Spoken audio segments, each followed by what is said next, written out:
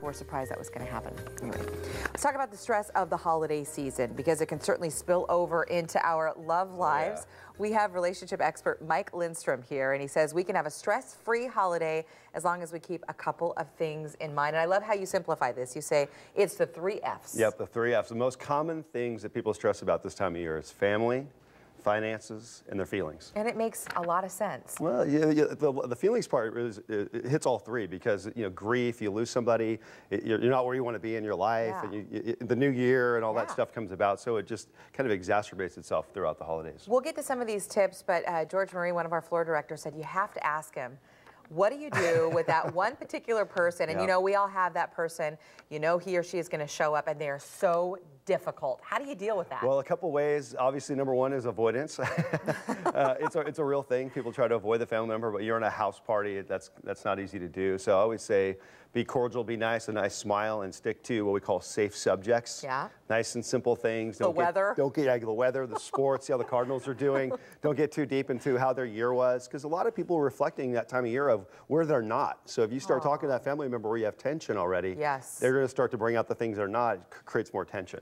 So often we have so many expectations tied to the holidays. You've got the music going, the Christmas tree is twinkling, and you say just try to keep your expectations low. And the one thing about expectations, it's usually around spending and time, trying to get to all the parties. One thing I always tell people is be willing to say no. Okay. That's a really big deal. You can't make it to all the parties. You can't make it to all the in-laws' houses. In the days of divorce, you got all these family members you got to visit, and sometimes you got to be able to say no. So setting expectations moderate to low to be able to get along with each other really sets the bar, where you're going to be in a safe place with each other and not getting into a fight during the holidays. Yeah, that's true. All right, let's talk about, our relationships. Sometimes you hear complaints, maybe our partner isn't feeling appreciated. Oh, the F word, feelings. Well, of course, guys, we were terrible at the F word, feelings. But it's important to talk about feelings. Feelings around how are you doing, how are you feeling about things, this time of year. Talking about goals. I like it when couples take time for themselves during the holidays. It's one of the things that we do. We throw away our workouts. Okay, we don't work out. The average American gains weight during the holiday season, and we don't spend time with each other. So spend time with each other. Write each other nice little cards and remind each other of the gratitude that you have towards each other. It is amazing the difference that will make in your relationship. Saying, I really want you to be there with me. It goes far.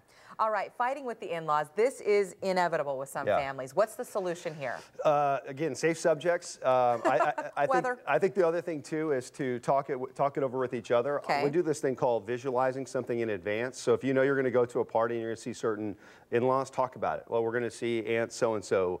Here's what's going on in their life. So you're keeping each other abreast about what's going on in that person's life. So when you actually see that person, you're not setting off a fire because you walked into something. So talking about it and seeing yourself at that event or party in advance and talking it through makes it a lot easier when you're around each other's in-laws. Okay, but when you're the receiver from maybe a spouse that doesn't like your mother or father, there are certain ways to receive that information so it doesn't trigger a blow up in the relationship. We always talk about, nothing in life means anything except for the meaning you give it. Don't give it a meaning.